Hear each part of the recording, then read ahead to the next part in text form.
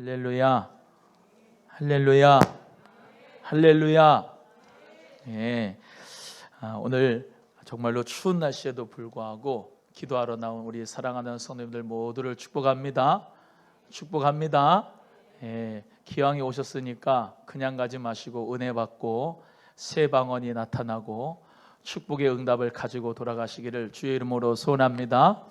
늘 말씀드리지만 새벽에 오시는 분들 위해서도 제가 이제 늘 설교 말씀하지만 새벽에 오는 분들하고 금요 철야 기도하는 분들하고는 뭔가가 달라야 됩니다. 뭔가가 달라야 된다고요. 뭐가 달라야 돼요? 믿음의 성장과 성숙도도 하나님 은혜 가운데 충만해야 되고, 또 내 생활과 현재의 신일생활 속에서 하나님의 나라가 경험되어야 됩니다. 그렇지 않으면 기도해도 소용없어 이런 말이 나와요. 기도해도 응답 안 해 그런 말이 나와요. 나 기도해봤는데 하나님이 내 기도 응답 안 해주셔 그런 말이 나오지 않게끔 하나님 앞에 정말 오늘 새벽에도 말씀드렸지만은 하나님 앞에 뭔가가 목적이 있는 기도, 목표가 있는 기도, 또 하나님 앞에 응답받는 기도의 역사가 반드시 있어야 기도가 재밌습니다. 아멘이죠? 오늘 금요 심야 기도에 추운 날씨에 불구하고 믿음으로 오셨습니다. 어떤 성도님들은 이제 온라인으로 기도를 하실 건데 대면으로 이제 우리 기도하는 겁니다. 대면으로 기도하는 거니까 우선순위는 나는 대면으로 기도한다. 이 믿음 가지고 오셔야 돼요. 그래서 하나님 앞에 자꾸 핑계댈 이유를 가지면 자꾸 핑계만 대고 신앙은 계속해서 퇴보됩니다. 여러분 얼마나 바빠요. 인생 가운데도 바쁘고 삶도 바쁘고. 근데 이 가운데서 오늘 이 기도하러 오신 분들은 정말로 부지런하신 분들이 오신 거예요. 오늘 이 기도할 때 또 말씀드립니다. 정말로 하나님의 나라를 경험하는 시간이 되시기를 바라요. 10년이 가도 20년이 가도 30년이 가도 40년이 가도 기도의 응답을 하나도 못 받으면은 기도할 맛이 안 난다고요. 다른 사람들이 기도하는 걸 마치 바리새인과 같이 서기관과 같이 문고리를 잡고서 다른 사람도 응답받지 못하게 표를 친다니까. 기도해도 안 된다고. 왜 안 돼요? 기도하면 응답이 되지. 하나님 역사 가운데 기도는 매석히고 하나님 역사와 응답이 일어나는 건데 본인이 기도를 하는 가운데서 하나님의 응답을 못 받은 것을 남도 못 받을 줄 알고 해봐도 소용없다고 그러는데 절대로 그러지 마시고, 그래서 반드시 기도에 응답의 체험이 있어야, 하나님 나라의 경험이 있어야 하나님께서 나와 함께 하신다. 하나님이 나를 끝까지 책임지신다. 하나님이 나를 의로운 오른손으로 붙들어 주신다 라고 하는 그 하나님의 사랑을 경험할 수 있는 것은 내가 하나님의 사랑을 정말로 받아봐야 다른 사람한테도 기도해 보시라고, 금요 기도에 한번 와 보시라고, 새벽 기도 해보시라고, 응답의 역사가 일어난다고, 하나님 축복의 역사가 반드시 있다고, 기적이 있다고 이렇게 하나님 영광 나타낼 줄로 믿습니다. 그래서 오늘 이 새벽에, 오늘 이 귀한 금요 철야에도 정말로 은사가 다시 임하고, 할렐루야, 또 하나님 은혜 가운데 성령의 불이 다시 막 불같이 일어나려면 뭐를 넣어야 된다? 기도의 장작을 넣어야 된다. 기도의 장작을 넣고 해야 그 불이 일어나죠. 스파크가, 여기 보세요, 성령의 역사 가운데 그죠? 성냥불 하나라도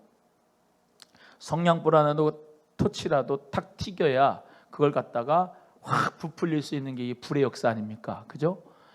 토치의 역사가 없고 어떤 성령의 감동의 역사가 없고 성령의 어떤 불의 역사가 왔는데 그거를 자각하지 못하고 그냥 꺼뜨리면은, 그러고 나무만 집어넣으면은 아무 소용이 없다 이 말이에요.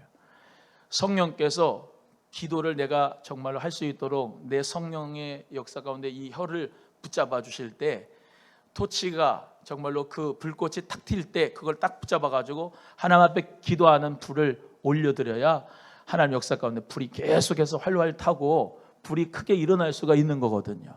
그래서 그 믿음의 역사 가운데 오늘도 성령 충만한 은혜가 넘치기를 주님의 이름으로 간절히 소원합니다. 그래서 오늘도 하나님 앞에 기도의 응답의 역사가 있으면 좋겠어요. 오늘 새벽에 나오신 분들한테도 말씀드렸지만은 우리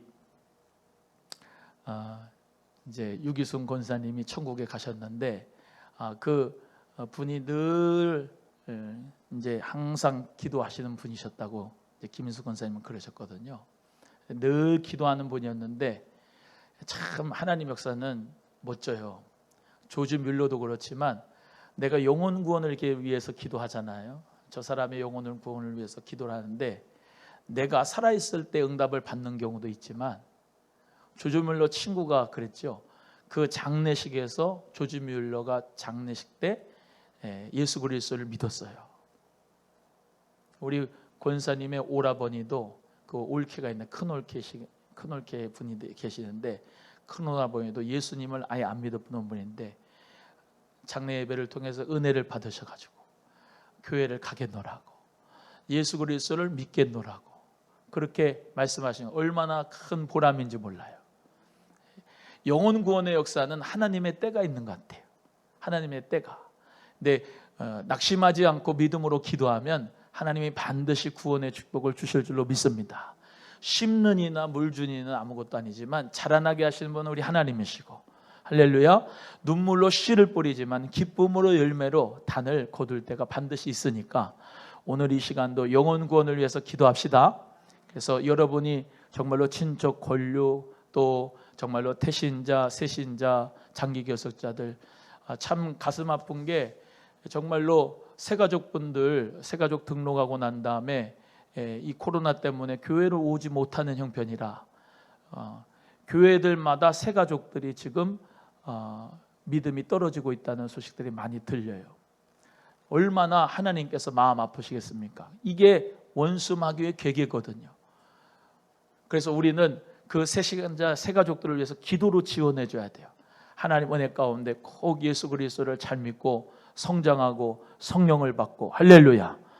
여러분 교회 등록만 하면 뭐합니까? 새가족 받아가지고 당신 축복합니다 그러면서 축복합니다 예수님의 이름으로 그거 끝나면 무슨 소용이 있으면 그게 성령을 받아야 되는 거예요. 예? 교회에 등록하면 무슨 소용이 있습니까? 성령을 받아야지 하나님 나라에 들어갈 수가 있는데 믿으시면 아멘.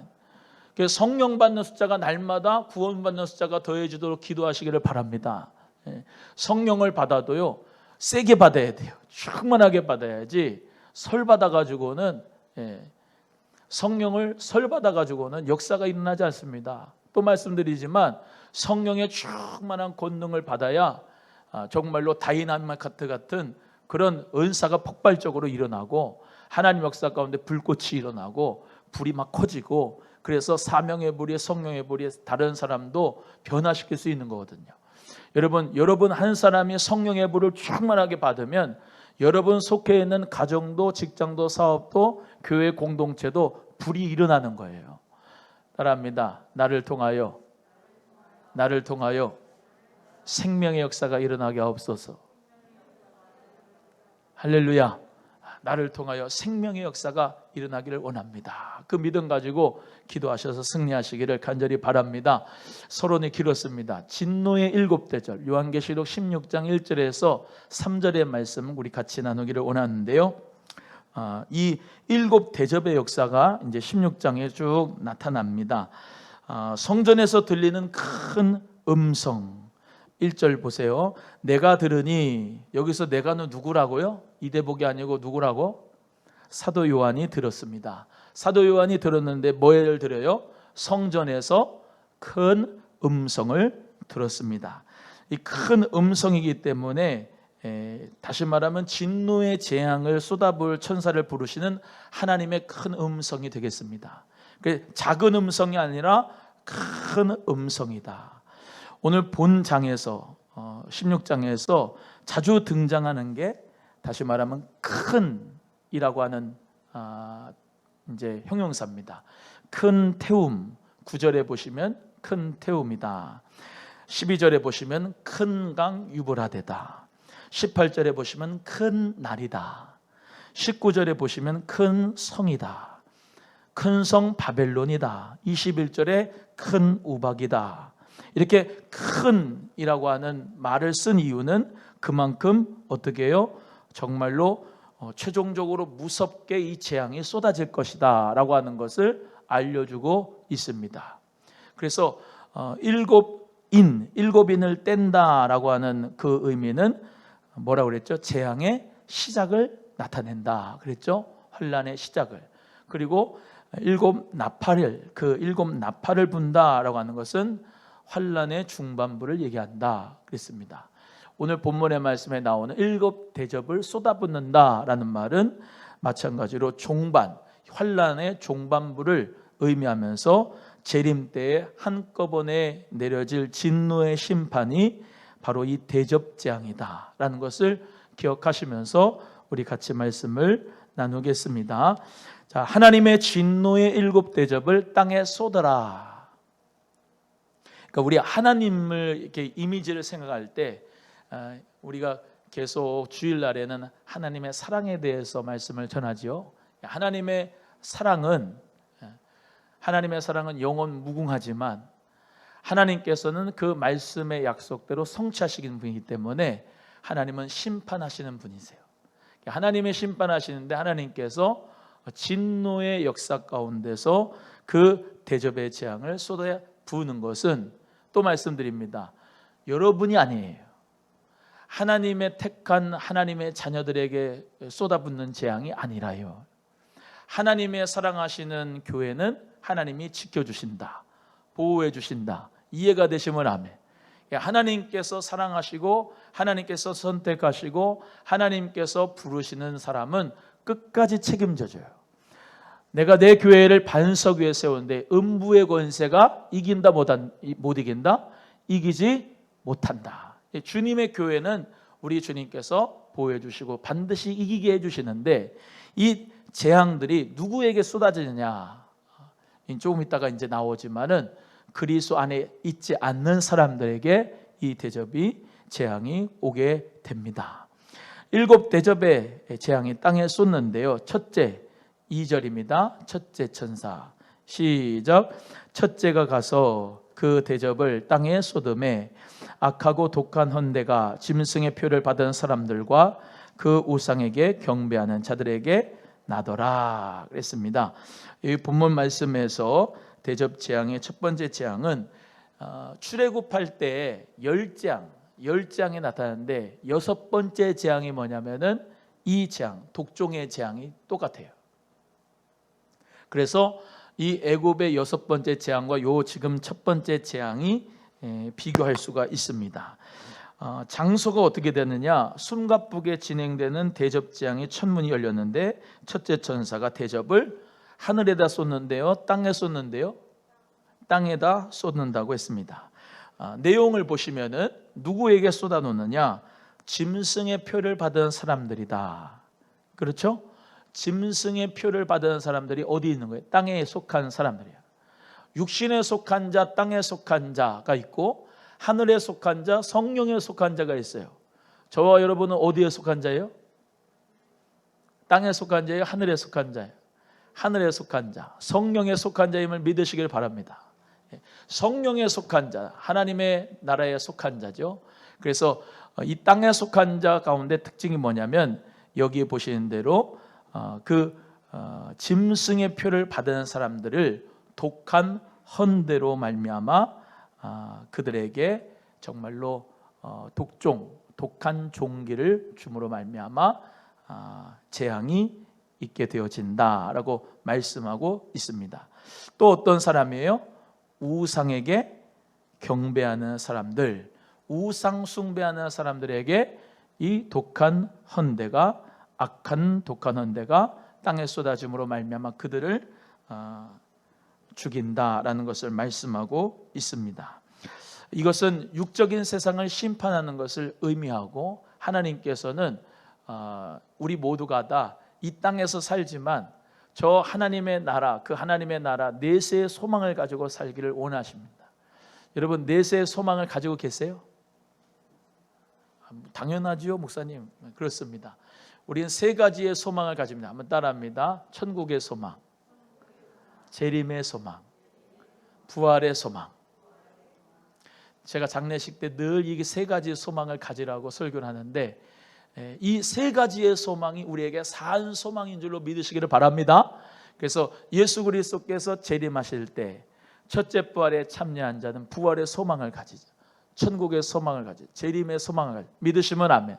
그래서 예수 그리스도 안에 있는 자에게는 하나님의 앞에서 우리 모두가 다 축복과 보호하심을 입고, 그렇지 않은 육적인 세상 가운데 하나님께서 심판을 하신다. 그래서 우상을 숭배하는 것을 하나님이 제일 싫어하죠. 하나님이 제일 싫어하는 게 뭐라고요? 우상이다. 우상. 오죽하면 요즘에 아이돌이라고 했는데, 아이돌이 영어인데 그게 우상이란 말이에요. 우상. 그냥 하나님보다 BTS를 사랑하는 거예요. 아이돌을 사랑해요. 우상을 숭배해요. 여러분 얼마나 우상이 많아요. 여러분 오늘 이 밤에 기도할 때 정말로 우상을 하나님 아버지 없애달라고 기도하시기를 바랍니다. 우상 보세요. 하나님께서 만들지 말라고 한 게 있어요. 살아있는 거나 살아있지 않는 거나 땅에 있는 거나 하늘에 있는 거나 바닷속에 있는 거나 어떤 형상이든지 만들지 말고 절하지 말라. 그것을 섬기지 말라 그랬는데, 여러분 여기 장승배기 마을 가면은 장승을 갖다가 세워놨어요. 그 우상이에요, 아니에요? 우상이 우상.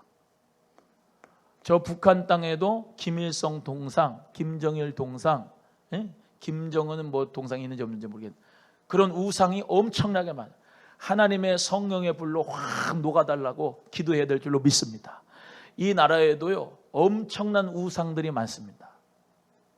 곳곳에 우상들이 많아요. 또 그 우상의 심볼들이 많이 있는데, 우상의 심볼들, 상징들, 뭐 어떤 분들은 뭐 오벨리스크라 하고 뭐 여러 가지 있지만은, 바벨탑은 뭡니까? 상징이에요. 바벨탑이 상징. 뭔 상징이에요? 우리가 하나님 앞에 하나님이랑 좀 비교보자 그러면서 계속해서 인간의 그 노력으로 말미암아 계속 탑을 쌓는, 피라미드, 오벨리스크, 초고층 빌딩 다 뭡니까? 세계에서 최고로 높다. 그런 게 뭐예요? 우리의 이름을 내자, 우리의 명예를 내자, 우리의 능력을 내자, 그거예요. 하나님을 경배하는 마음으로 그런 빌딩 세우는 사람은 별로 없어요. 여러분 다 우상이 너무나도 많은 거예요. 하나님 앞에 우리는 오직 주님만을 섬기고 하나님만을 섬기고 하나님만만 예배하고 경배하는 자가 되어야 될 줄로 믿습니다. 짐승에게 경배하는 자, 짐승의 표를 받은 자가 뭐죠? 짐승의 표가 뭐예요? 666입니다. 옛날에 바코드 같이 뭐 그 숫자 있는 거 가지고 그 666 그걸 666이라고 그러고 그거 받으면 안 된다고 그랬는데, 지금은 다 바코드 찍잖아요. 그죠? 그게 짐승의 표가 아니에요. 짐승의 표는 뭐냐? 매매를 못하게 하는 표식이에요. 표가 오른손에 또는 이마에 이제 다시 말하면 그거를 넣을 겁니다. 그게 어떤 식으로든 중요한 게 있어요. 경제 생활을 못하게 한다는 거죠. 그거를 안 받은 사람들은 경제 생활을 할 수 없게끔 그거를 어떤 조치적인 의미로 가져가게 한다는 거죠. 지금 많이 막 발전됩니다. 지금 앞으로 제가 경제학자들의 그 논문을 보고 했더니 디지털 화폐가 생긴다더만요. 디지털 화폐. 지금은 5만 원짜리, 만 원짜리 이렇게 있잖아요. 지금은 다 그런 거 가지고 이제 현금화 시켜가지고 서로 쓰지만, 앞으로는 디지털 화폐가 계속 생겨나고 그것을 가지고 거래한답니다. 그래서 전 세계가 그 디지털 화폐 가지고 서로 통용한다는 거예요. 하나님의 시간표가 점점 맞아 들고 가지고 있는 것 같지 않으세요? 이걸 봐도 그냥 아무 생각이 없을 수는 없을 거예요. 여러분 짐승의 표를 받은 사람들, 우상에게 경배하는 사람들이 어떻다고요? 첫 번째 대접의 재앙을 받는다는 거예요. 독한 헌대가 그들을 먹는다는 거예요. 땅의 심판을 하나님께서 7대접의 재앙, 첫 번째 대접 재앙을 주면서 그것으로 말미암아 심판하신다 라고 말씀하고 있는 것입니다. 오늘은 두 번째 재앙까지만 할 겁니다. 3절 읽어보겠습니다.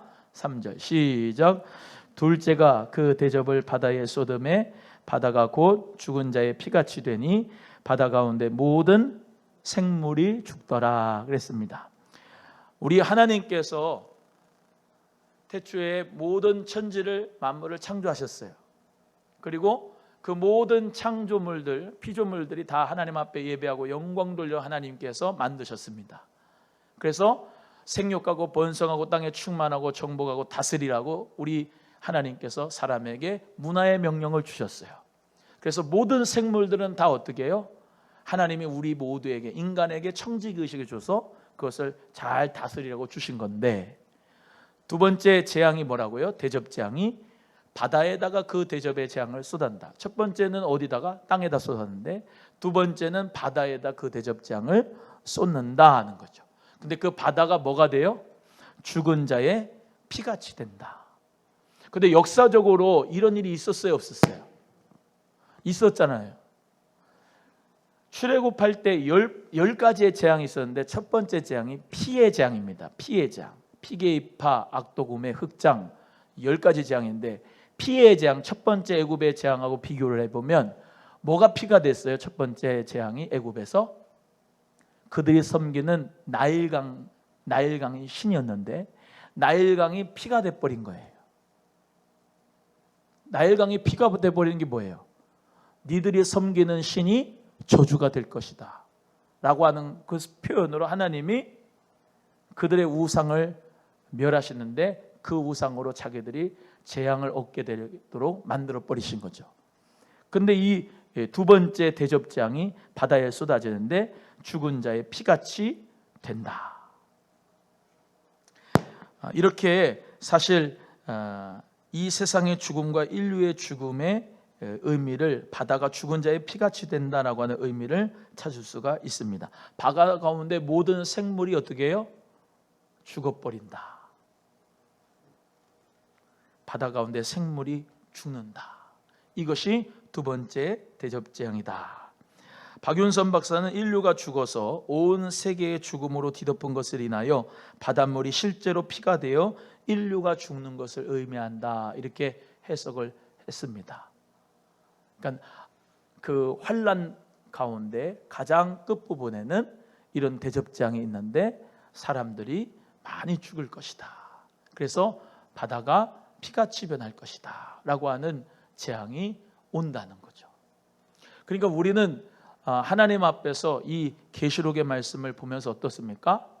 이 경고와 사인을 보면서, 시간표를 보면서 우리는 나 자신을, 믿음을 더욱더 공고히 하고 하나님 앞에 믿음으로 살아가는 하나님의 자녀가 되어야 될 줄로 믿습니다. 왜 계시록의 말씀을 배웁니까? 공포심을 조장하기 위해서가 아니라 마지막 때 반드시 속히 될 일에 대해서 여러분이 배우면서, 또 나팔, 대접재앙, 이 모든 것을 배우면서 우리가 준비할 수 있는 믿음이 되고, 할렐루야. 또 그리스도의 재림 앞에 이러한 환난이 온다는 것을 우리가 모두 다 미리 알게 된다면 준비할 수 있고, 하나님 앞에 기도할 수 있고, 순결한 신부로서 내 믿음을 점검할 수 있는 시간이 되기 때문에 이 계시록의 말씀의 모든 재앙을 보면서 정말로 두려워할 것이 아니라 한 생명이라도 더 구원하고, 할렐루야, 정말로 이 지구에 많은 생물들이 있는데 영혼 구원의 축복, 그 영혼 구원의 은혜를 우리에게 허락하시도록 많은 영혼들을 구원하는 저와 여러분의 삶이 되기를 주의 이름으로 소원합니다. 그래서 마지막 때에 살아갑니다. 코로나의 질병이 지금 창궐하고, 또 변이 바이러스로 말미암아 남아공에서도 막, 영국에서도 그렇고 막 세계적으로 팬데믹 현상이 계속 일어나고, 이게 언제 끝날지, 어떻게 종료가 될지 아무도 모르고 있습니다. 이 재앙을 보면서도 우리는 그냥 아무런 마음이 그냥 없이 그냥 살아가는 게 아니고, 우리 주 예수 그리스도의 때가 가까웠다, 재림의 때가 가까웠다, 이 환난 때가 가까웠다, 정말로 내가 믿음을 잘 준비해야 되겠다, 정말로 생명을 구원하는 일에 내가 쓰임 받아야겠다, 그 믿음 가지고 전할 수 있는 생명의 통로가 저와 여러분이 꼭 되기를 주님의 이름으로 소원합니다. 제가 엊그제 소망의 기도 때 많은 기도의 제목이 올라왔는데, 그 기도하시는 분들 중에 그렇게 우울증이 많아요. 그것도 30대, 40대가 많아요. 여러분 정신과에 가면은 거의 70%, 80%가 20, 30대 그런 친구들이 너무나도 우울증과 강박증 또 뭐 불안증 여러 대인기피증 이러한 정신적인 질병으로 고통을 많이 당하고 있습니다.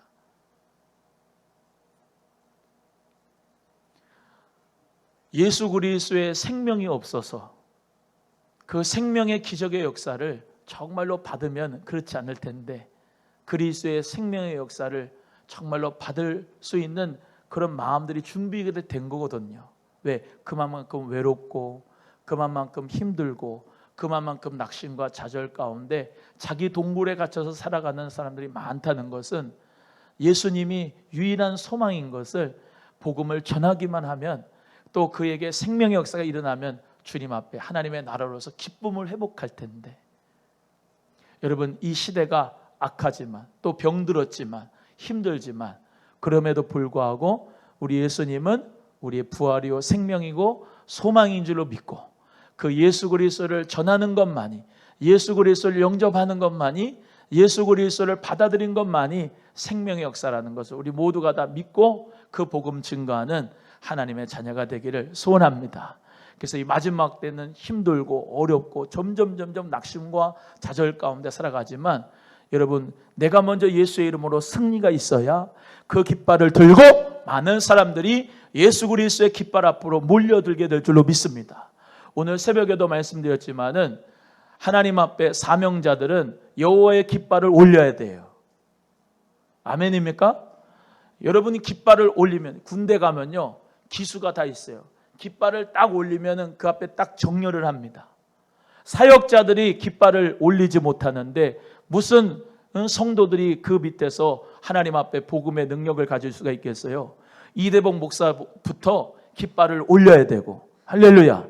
전도사님들부터 깃발을 올려야 되고 사역자들부터 깃발을 올려야 되고 회장들부터 깃발을 올려가지고 하나님 은혜 가운데 딱 정렬을 해서 십자가의 군병으로 믿음으로 딱 서야 하나님이 기뻐하실 줄로 믿습니다. 힘도 없어가지고 빌빌거리고 하나님의 영권을 받지도 못해가지고 빌빌거리고 마지막 때 황충의 역사는 정말로 이단과 거짓 사이비들은 충만한데 진정한 믿음의 깃발 기수들은 깃발을 내리고 있고 예배도 못 드리고 있고 기도도 못하고 있고 비실비실거리고 우울증에 걸리고 맨 힘과 나약한 가운데서 누가 나를 사랑해 주지 않나 그런 생각하고 있는데 어떻게 우리가 이 세상을 이길 수가 있고 마귀의 계계를 이길 수가 있겠습니까? 하나님 앞에 영권을 받아야 돼요. 할렐루야. 성령의 영권을 받고 믿음으로 강하고 담대하여서 환난을 당하나 담대하라 내가 세상을 이겼노라. 예수님께서 말씀하시는 대로 강하고 담대한 여러분 되기를 주님의 이름으로 소원합니다. 하나님이 나와 함께 하시고 능력으로 붙잡아 주시니까 하나님 앞에 여호와 니시의 승리가 나의 믿음으로 아버지 하나님 앞에 세워지기를 소원하면서 가정에서도 여러분 깃발을 드시고 아멘. 깃발을 들어야 돼요. 여호와의 깃발 그게 여호와 니시잖아요. 예? 가정에서 여호와의 깃발을 들어야죠. 성령의 깃발을 들어야 예수의 깃발을 들어야 됩니다. 아멘. 교회도 예수님의 깃발을 들어야 돼요. 같이 까부러지고 같이 눕고 같이 자고 같이 그냥 퍼져 있으면은 마귀 밥 되는 건 순식간입니다. 하나님 은혜 가운데 새벽을 깨우며 기도하고 철야하면서 기도하고 금식하며 기도하고 하나님 앞에 내 마음과 정성과 뜻을 다해서 예배하고 기도할 때 하나님께서 능력을 더하여 주시고 힘을 더하여 주셔서 승리케 하여 주실 줄로 믿습니다. 한번 따라합니다. 예수의 이름으로 승리합시다. 시작. 여호와의 깃발을 올리기를 주의 이름으로 소원합니다. 기도하겠습니다. 하나님 아버지 감사합니다.